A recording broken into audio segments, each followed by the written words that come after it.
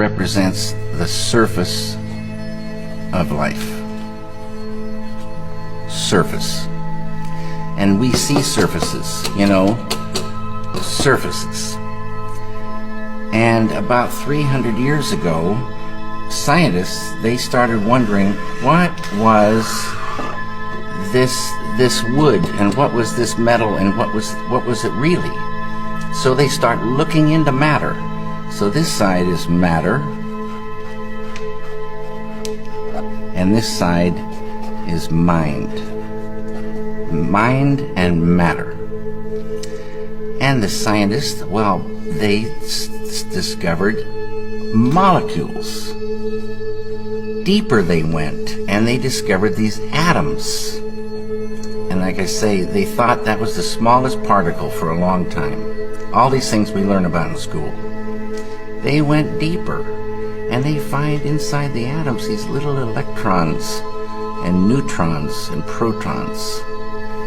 And they went deeper and deeper and deeper, smaller and smaller particles, smaller and smaller particles.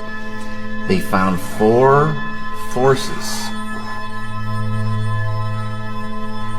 On a deeper level, the 4 became 3. And on a deeper level, the 3 became 2. And then, about 30 years ago, modern science, quantum physics, discovered the unified field. The unity of all the particles and all the forces of matter, of creation. Not only did they discover the unified field, but they found that everything that is a thing emerges from this field of no thing. Unmanifest it is. Unmanifest. It is no hyphen thing, but all things come from it. Anything that is a thing has emerged from this field of unity. It's oneness. The scientists know this exists, but if they wanted to get there, you can't get there. It's unmanifest. You can't walk into this field. But any one of those scientists could practice a technique, transcendental meditation, which, remember, true happiness is not out there. You're given a mantra. A mantra, a very specific sound, vibration, thought. Very specific. It needs to be life-supporting at all deeper levels. And that mantra that you're given, that Maharishi gives, the key that opens the door. The mantra turns the mind within. Turns the awareness within. And you naturally dive. Why is it natural? Because each deeper level of mind and each deeper level of intellect has more happiness. And the deeper levels of mind and deeper levels of intellect correspond to deeper levels of matter. At the borderline of intellect, you transcend. Transcend is the key word. It means to go beyond. You're going beyond field of relativity, duality, experiencing oneness. Pure, unbounded, infinite consciousness.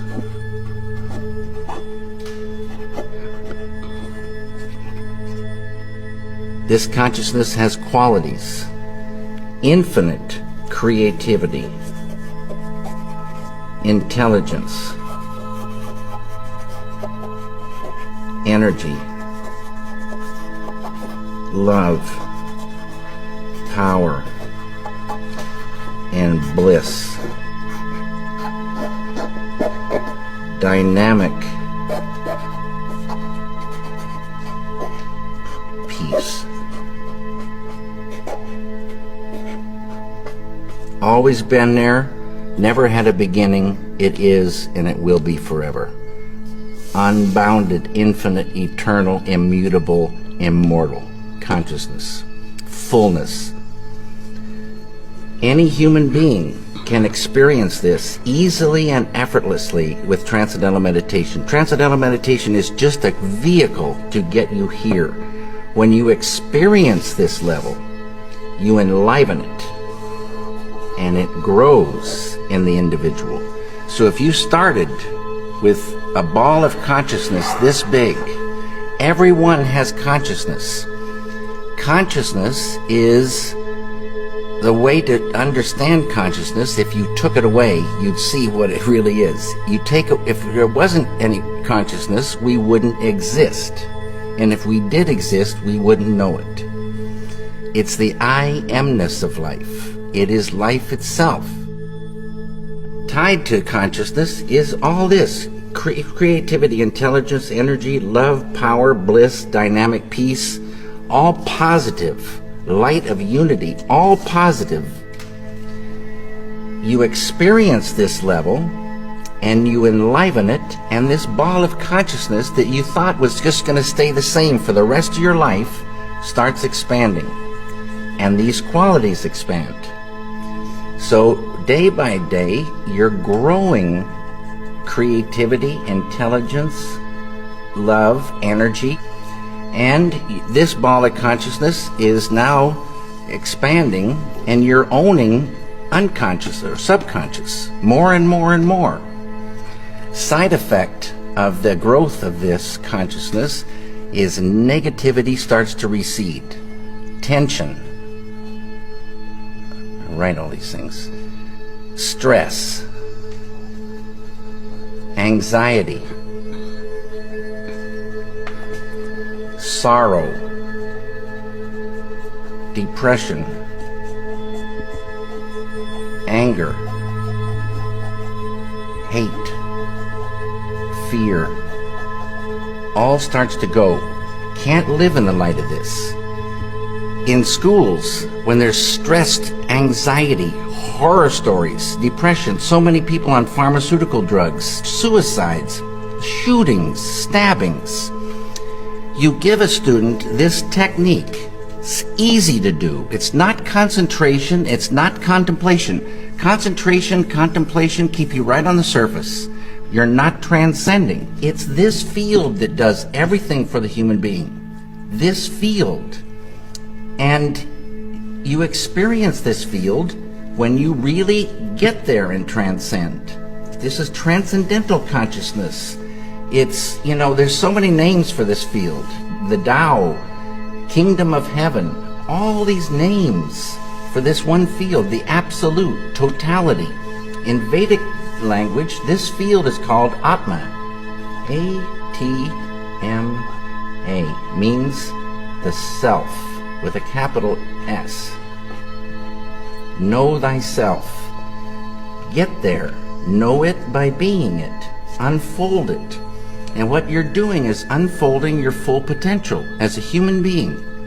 Your full potential of the beautiful human being is called enlightenment. And people can unfold their enlightenment. And man, you are not angry anymore? No, I told you, that anger lifted away without trying. Poison to the artist, poison to the environment, poison to the human being, lifts away without trying. But it's not that you become numb and sleepy and don't want to work. You get more energy, more enjoyment of the doing. And negativity lifting means that conduit of the flow of ideas, the flow of creativity, is not cramped by that. Negativity restricts that flow. So, and you can still have righteous anger, being very strongly for something or against something, beautiful. But the kind of anger that is just bitter, just like selfish kind of anger, no one wants to be around this kind of person, and the person's poisoning themselves. The person can't